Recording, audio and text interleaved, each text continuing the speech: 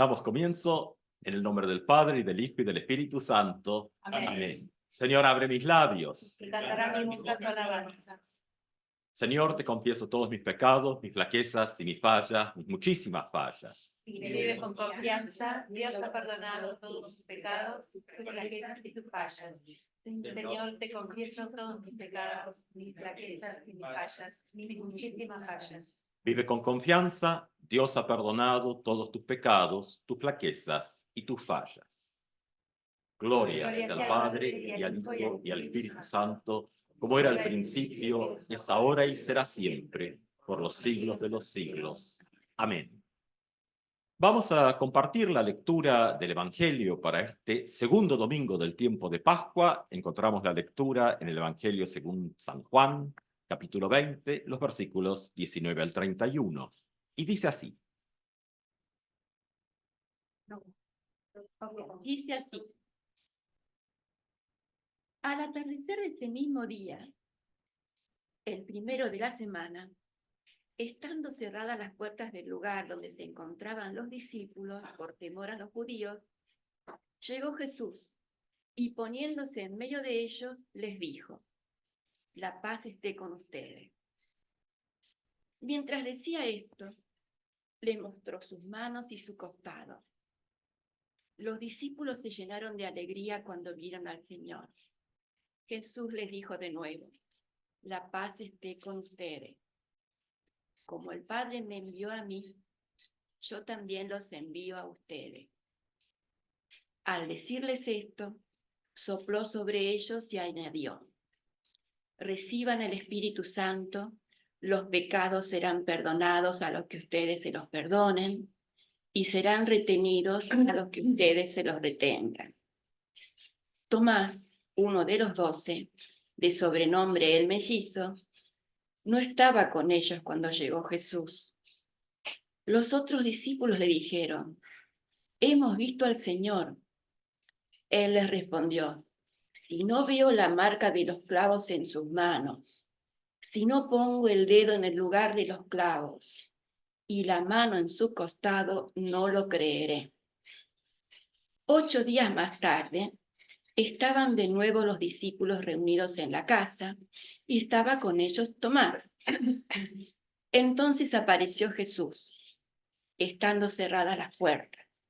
Se puso en medio de ellos y les dijo: la paz esté con ustedes.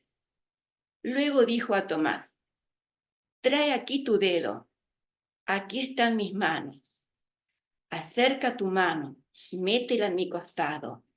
En adelante no seas incrédulo, sino hombre de fe. Tomás respondió: Señor mío y Dios mío. Jesús le dijo: ahora crees, porque me has visto. Felices los que creen sin haber visto. Palabra de Dios. Te alabamos. Gracias, paz a ustedes. Paz. El Señor ha resucitado, verdaderamente ha resucitado. El anuncio de Pascua desde los primeros momentos de ese movimiento que se volverá a la comunidad cristiana a través del tiempo.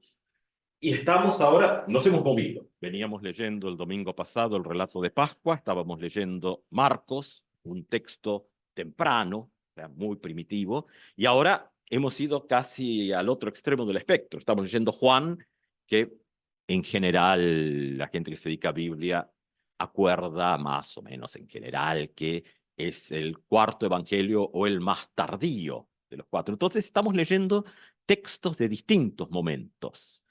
Y esto hace que el relato, que por supuesto que no es un relato homogéneo, pero que tiene épocas donde se ha ido desarrollando y temas que han ido surgiendo. Ahora, uno de estos temas que se ha ido, tal vez, uno diría, subrayando en el transcurso, ha tenido que ver en cómo este evento de la resurrección se ha ido interpretando. Es decir, qué es evento y qué es interpretación.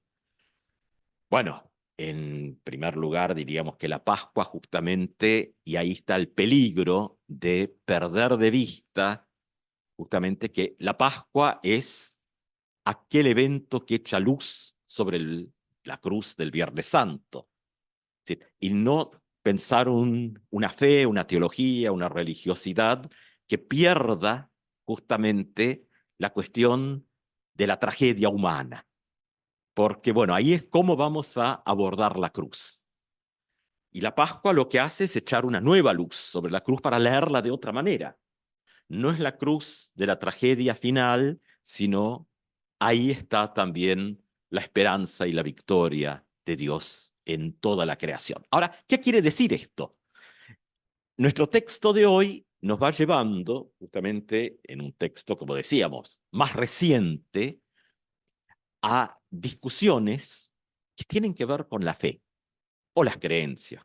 Depende, el problema es que, claro, en el texto griego no hay dos palabras como nosotros tenemos en nuestro castellano, nuestra herencia más latina, donde credo y fe como que se han ido yendo por rumbos diferentes.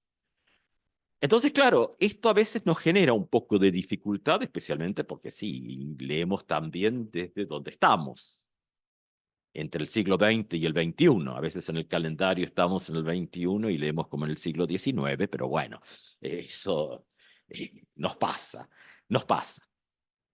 Donde de pronto eh, esta cuestión de la fe, porque justamente nuestro texto de hoy como que aterriza ahí, en aquellos que no han visto, pero para que puedan creer.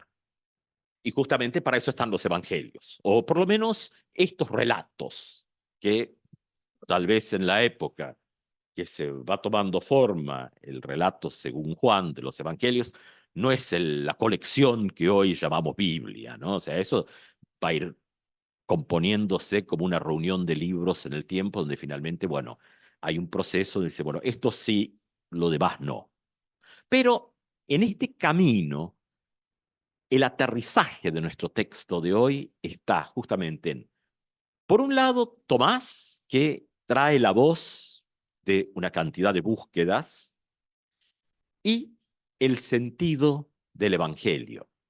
Digámoslo, Evangelio en un sentido amplio, pero como testimonio escrito o relato en la primera época, que después tomará un formato más parecido al que tenemos hoy.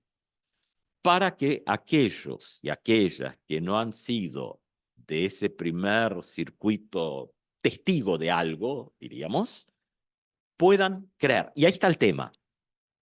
El texto utiliza la misma palabra que hoy en día nosotros tenemos dos, creer y fe, que se nos han como seguido rumbos diferentes, o por lo menos han tomado cierta distancia. Siglo XX, ¿no? En medio de los grandes conflictos de los años 30 en Europa y todo, Karl Barth, uno de los teólogos importantes de la época, especialmente de la tradición reformada, va a decir una de sus frases, de las muchas que tiene, muy interesante, ¿no? Dice, va a decir, creer es conocer. Eso es Barth. Bueno, uno va más atrás. Lutero trae ese tema de que los sacramentos no son mágicos, sino su eficacia está vinculada a la fe. Después, si eso es nuestro dogma o es la fe como vínculo con lo sagrado, bueno, quedará en la conversación futura que podamos tener. Pero estos textos que compartimos hoy tienen detrás una preocupación importante. El Jesús de la resurrección es el mismo y es una resurrección no desespiritualizada, para ponerlo de manera desde lo negativo, es desespiritualizar. Como que la fe cristiana de estos primeros tiempos tiene un acento en volver al tema del cuerpo. Claro, esto puede convertirse también finalmente en algo morboso, ¿no? Como suele convertirse a veces la Semana Santa y el Viernes Santo, y perder la otra dimensión de la lectura de la Pascua.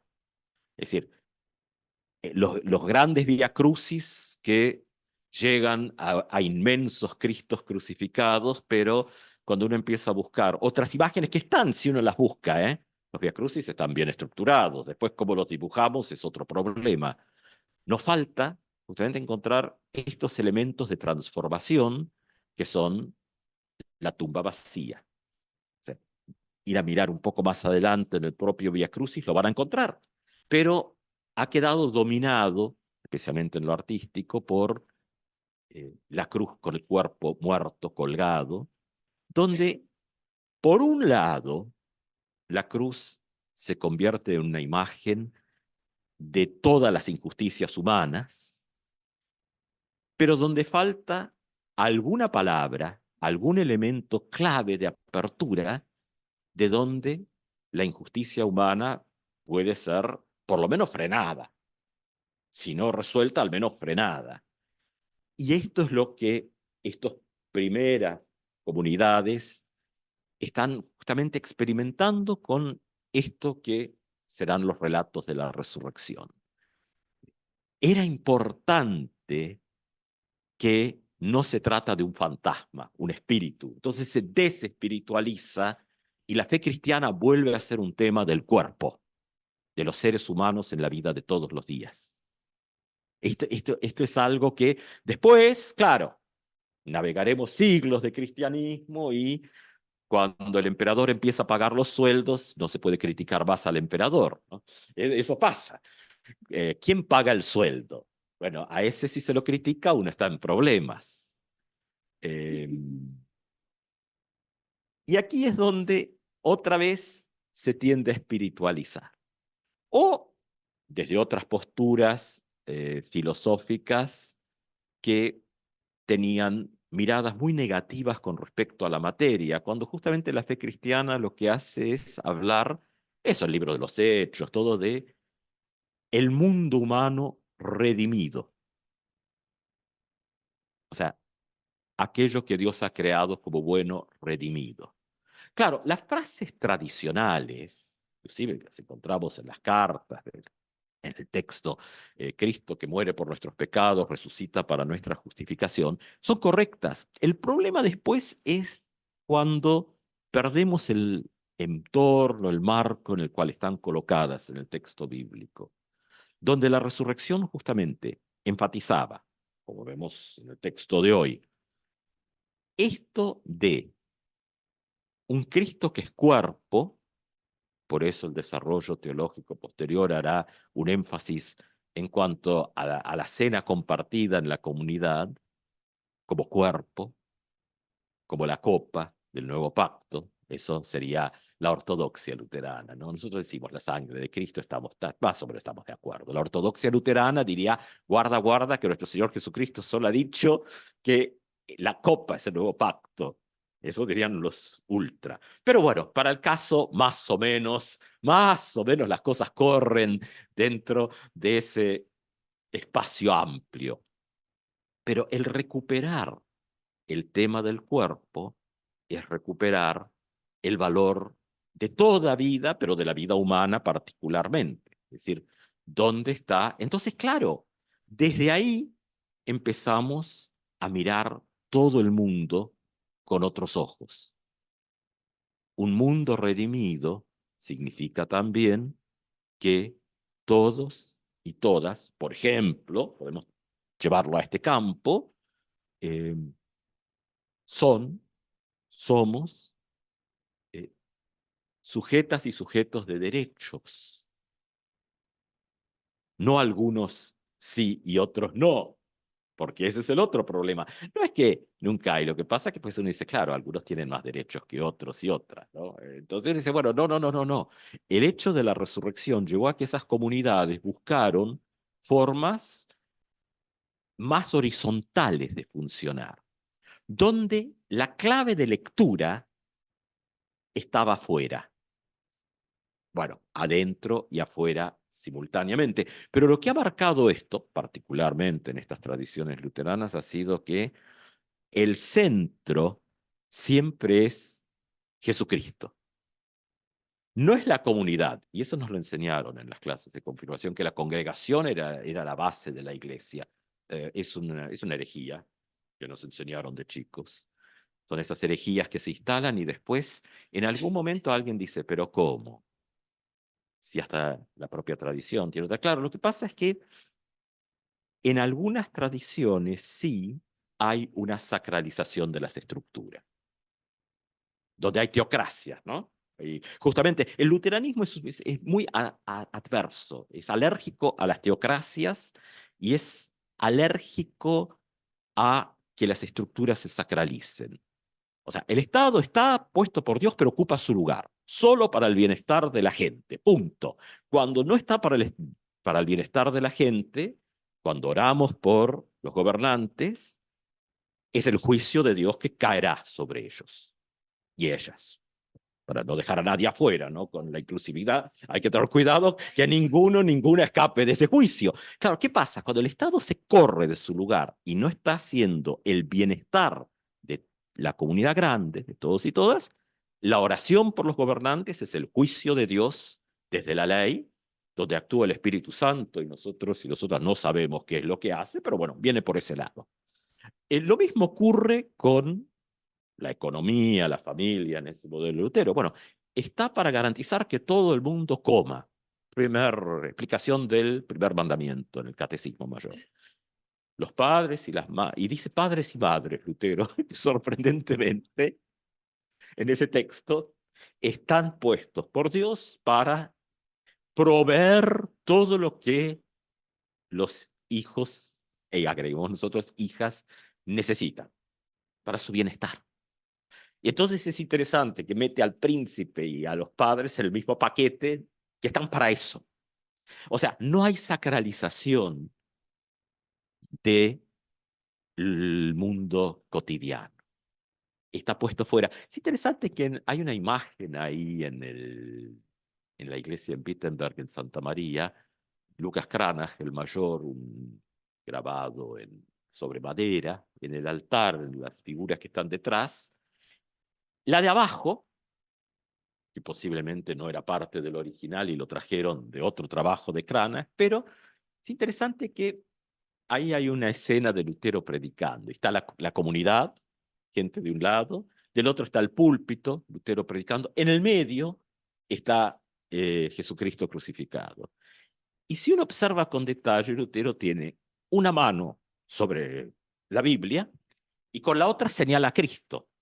O sea, la clave de lectura siempre está en este afuera, pero también adentro, pero no atado a nuestras estructuras cotidianas. O sea, no sacralizar los modelos, porque se lee desde afuera, desde la resurrección. La clave de lectura es el Cristo resucitado para leer el Cristo de la cruz. Esto es lo que está pasando, y esto es lo que está pasando en este texto de hoy. Es decir, no es como en el mundo gnóstico que decían, no, la materia es mala y el espíritu es bueno. No, eso no es lo que está pasando acá. Es decir, la materia es tan buena como todo lo que Dios ha creado. Que se la pueda poner a mal uso para embromar la vida ajena, y sí, claro, eso no está. Pero como que en el fondo no podemos hablar de algo que ya está establecido en una jerarquía de lo bueno y lo malo, sino que luego el tema es cómo se lo va a poner en los usos. ¿Va a estar empleado para el bien común o no? Y esa es la lectura de la resurrección de Jesús. Y ese es lo que entra en este texto como qué lo que hacen los textos como relato de testimonio. Es para poder ser partícipes a través del tiempo de ese mismo relato y de esa misma historia, donde por sobre todo el mensaje es que el mal uso, la mala, entre comillas, gestión, por ponerle un nombre moderno, ¿no?, a la cosa, no implica que eso sea lo último y la última palabra. La resurrección es la clave de lectura de que eso es cambiable, porque Dios interviene en la historia con justamente la resurrección de Jesús como llave de lectura del cambio también de las vidas de las personas. Por eso, estas semanas ahora de la Pascua, lo que es un recordatorio constante para las propias comunidades y nosotros, nosotras, que es el problema de Tomás.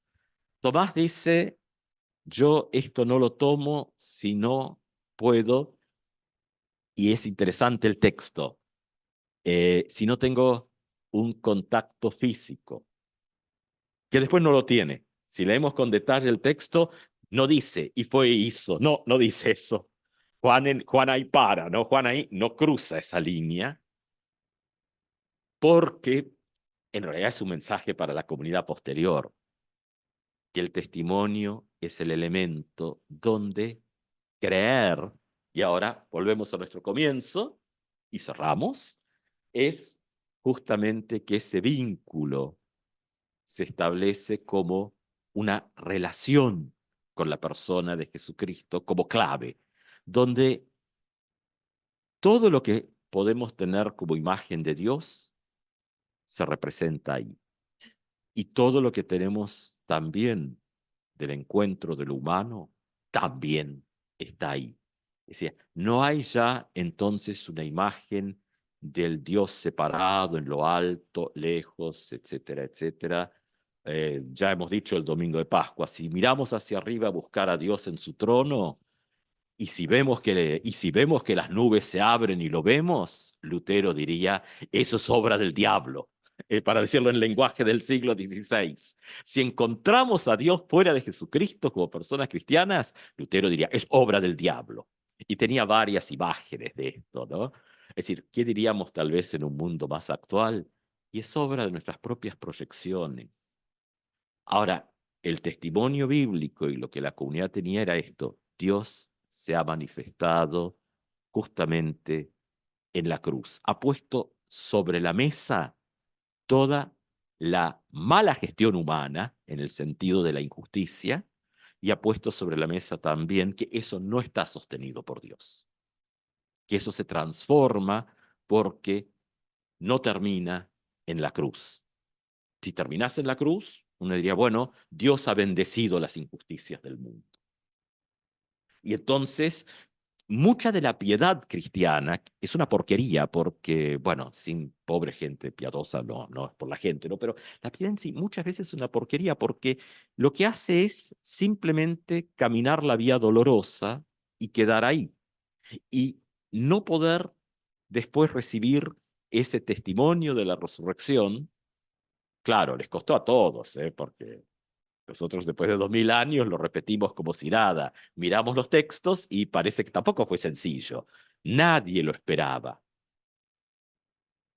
Pero de golpe, ahí está la clave de apertura, donde el mundo actual también tiene esta apertura, la posibilidad de ser transformado desde una mirada de fe que no se conforma con las injusticias del mundo, porque Dios ha redimido al mundo, ha, entre comillas, clásico, es decir, clásico material, perdonado el pecado, que significa simple y profundamente, ha restablecido a través del evento de Jesucristo una relación directa, sin mediaciones, problema de las mediaciones, ya no hay sacerdotes, ya no hay instituciones, ya no hay nadie que medie.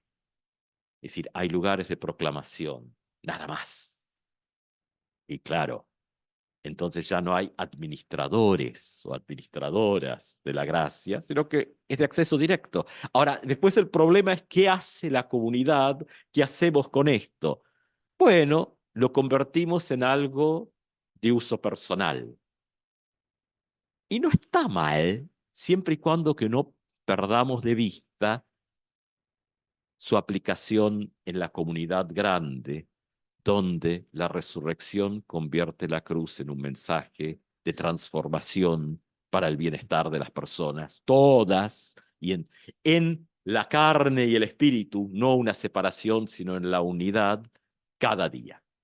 Que así sea. Amén.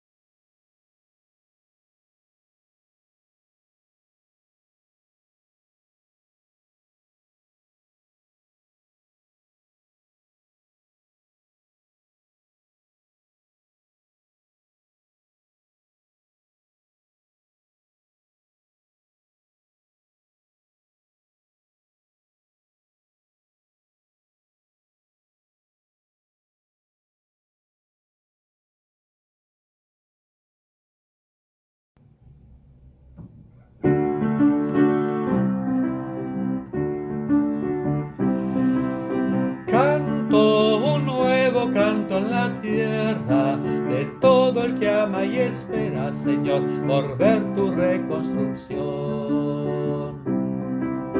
Hablo en la nueva lengua del pueblo, palabras que tienen gusto, Señor, palabras del corazón, que Cristo vino y murió, no solamente vivió, aquí se vino a quedar, conmigo quiere marchar, marchar, conmigo quiere marchar. Vivo una vida que es diferente, que quiere ver a mi gente, Señor, amarte y ser como tú. Quiero cambiar la cara del mundo y darle amor más profundo, Señor, el que se acostumbra a dar, que Cristo vino y murió, no solamente vivió, y aquí se vino a quedar, conmigo quiere marchar.